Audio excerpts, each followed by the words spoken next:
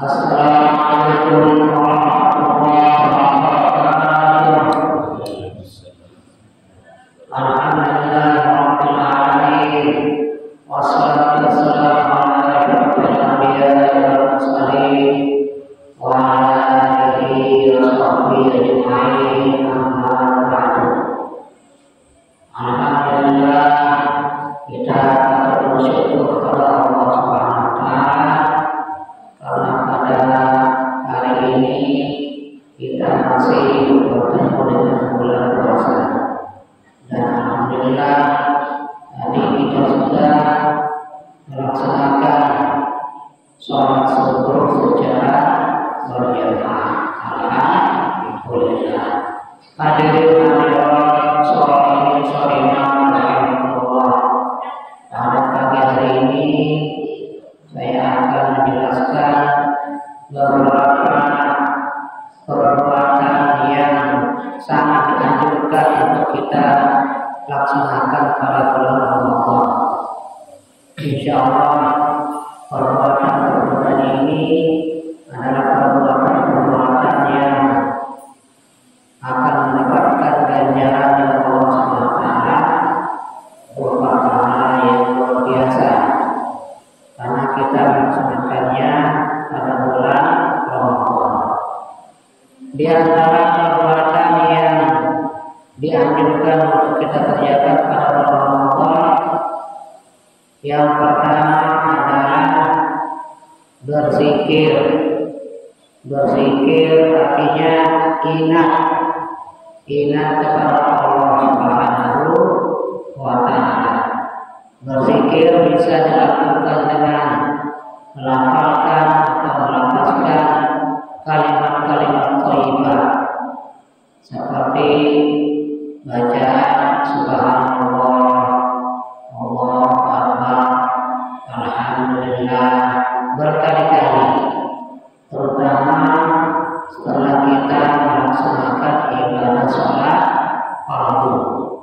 Karena itu setelah kita sholat fardu, kita dianjurkan untuk berzikir dengan membaca kalimat-kalimat thayyibah.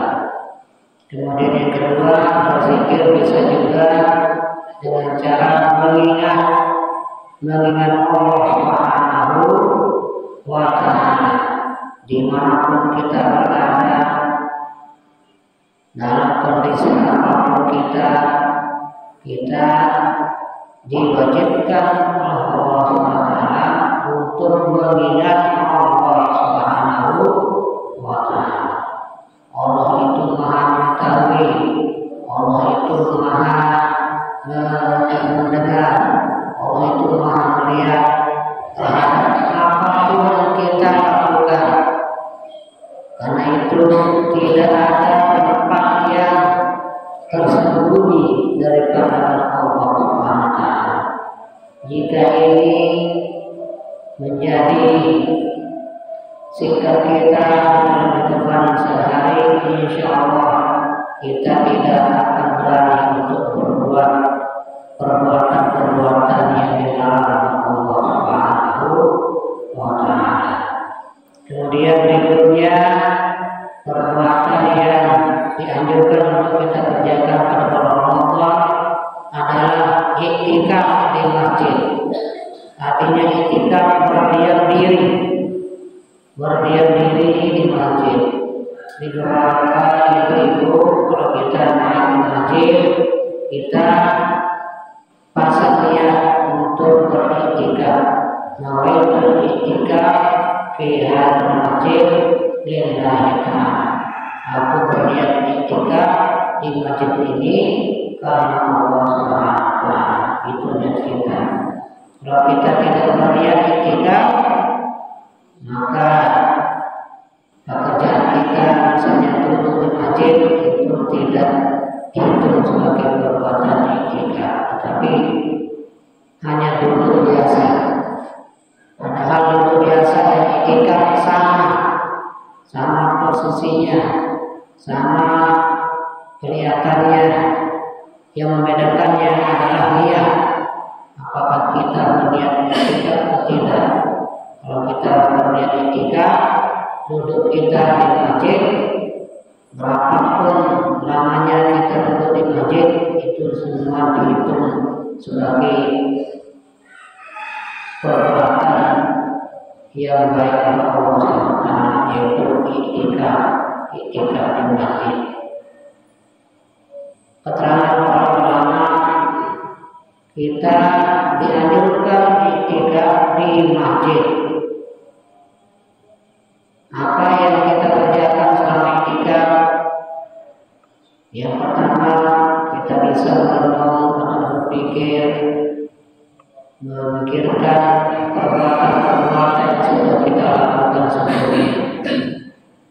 Jika perbuatan-perbuatan sebelumnya yang dilakukan itu banyak perbuatan-perbuatan yang melanggar aturan-aturan Allah SWT, tentunya kita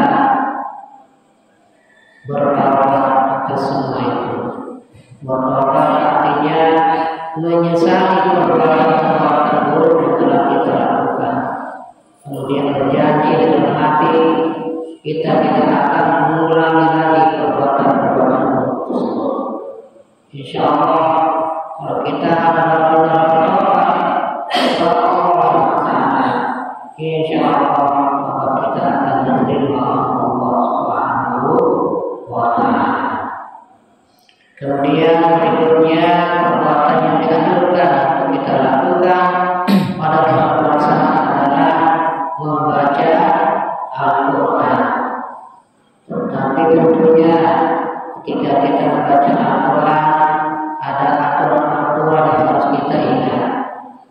Di antaranya, membaca Al-Quran harus dengan aturan sesuai dengan tajwid. Jangan sampai kita membaca Al-Quran dengan cara membacanya tidak sesuai dengan aturan-aturan tajwid.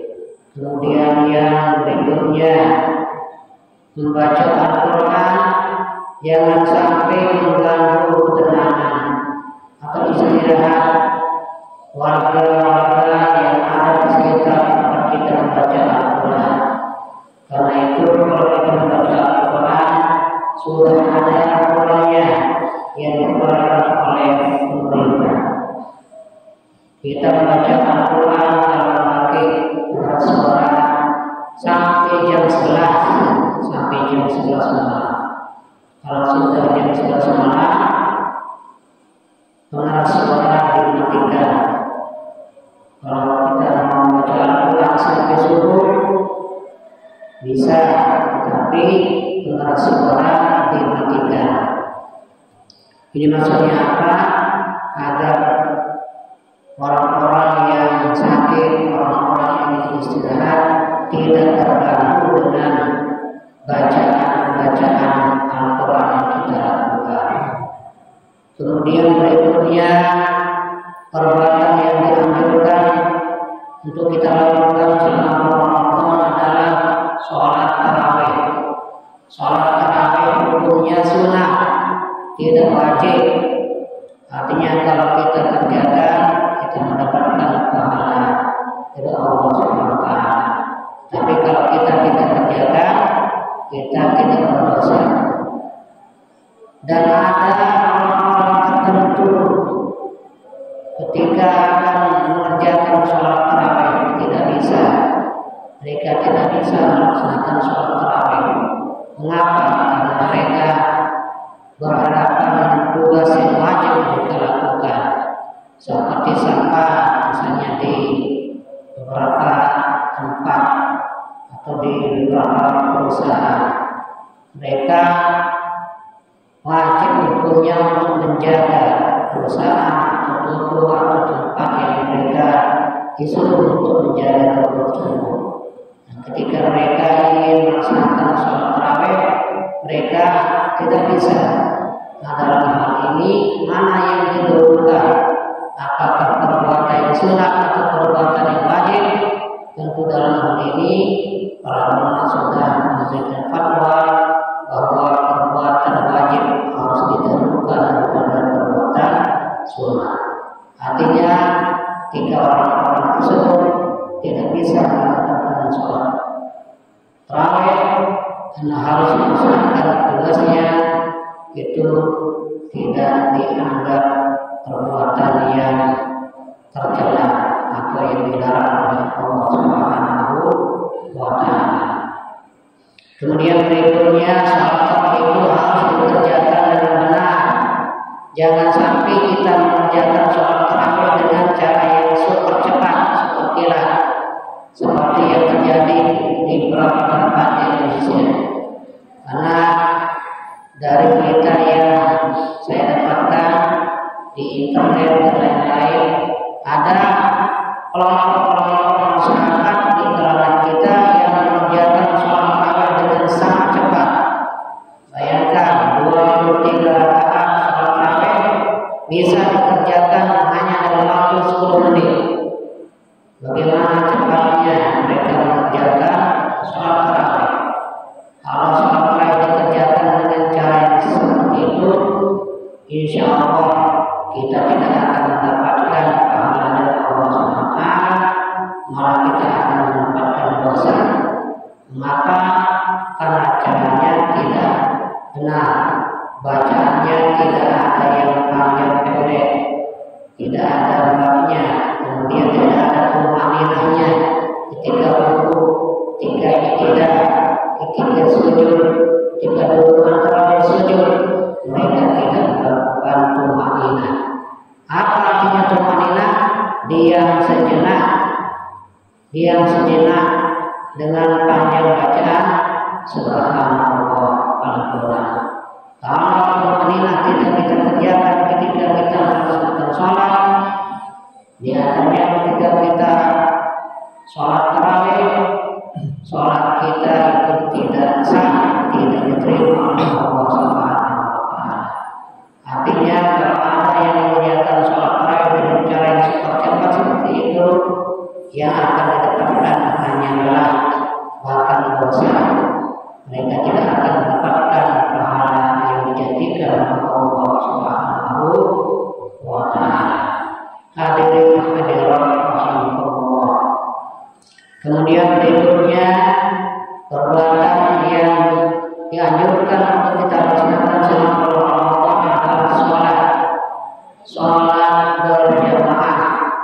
Oleh karena itu, Bapak Ibu rahimakumullah, kita berusaha dengan sekuat tenaga agar selama bulan Ramadan kita bisa melaksanakan sholat fardu secara berjamaah di masjid. Kalau tidak bisa, kita kerjakan sholat secara sendiri di rumah.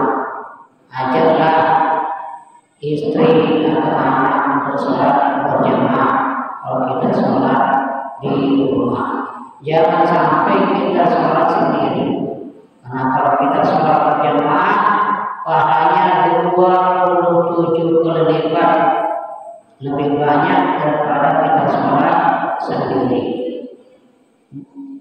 Pergunakan waktu selama Ramadan ini dengan sebaik-baiknya dengan cara sholat berjamaah di masjid. Kemudian yang perlu diperhatikan Bapak Ibu, sholat itu ada waktunya. Artinya sholat kita berusaha kalau kita mengerjakan sholat dalam waktu-waktu yang telah ditentukan oleh Allah Subhanahu wa Ta'ala. Jika kita sholat sebelum waktunya, sholat kita itu tidak sah. Walaupun kita kerjakan sholat secara benar sesuai dengan syariat, tapi kalau kita kerjakan sebelum waktunya atau di luar waktunya, sholat kita tidak sah. Karena itu kita harus memperhatikan waktu yang ada. Apakah waktu untuk sholat waktu sudah tiba atau belum? Kalau belum, jangan sampai kita mengajak orang untuk melaksanakan sholat seperti azan. Azan itu adalah panggilan bagi umat Islam untuk melaksanakan ibadah sholat. Yang melakukan azan, masya Allah, akan memberikan pahala yang luar biasa Allah Subhanahu wa Ta'ala. Tapi dengan catatan azan yang dilakukan itu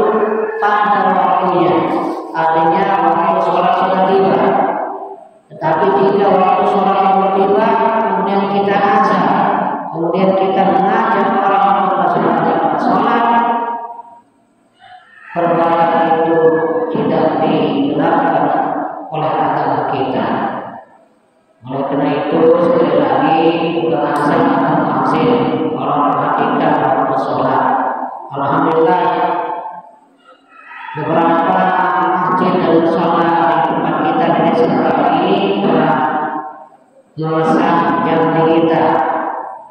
Apa kelebihan jam digital ini? Jam digital ini kelebihannya diantaranya ketika waktu sholat kita ada bunyi-bunyi yang muncul dari jam digital tersebut. Yang tidak perlu kita melihat jam, tidak perlu kita melihat posisi matahari untuk mengetahui bahwa waktu sholat sudah tiba atau belum. Cukup dengan mendengarkan alarm atau bunyi yang muncul dari jam digital tersebut. Itu yang harus kita ikuti. Waktu sholat itu harus kita dalam memperhatikan. Jangan sampai kita mengajak waktu sholat sebelum waktunya atau di luar waktunya. Kalau ada orang yang melaksanakan sholat di luar waktunya, gara-gara kita azan sebelum waktunya atau di luar waktunya, yang menanggung dosanya adalah tukang azannya atau muazzinnya. Hadirin hadirat rahimahumullah, mudah-mudahan apa yang saya sampaikan pada hari ini bermanfaat dan mari kita laksanakan perbuatan tadi yang dianjurkan untuk kita kerjakan selama Ramadan agar kita mendapatkan rahmat, maghfirah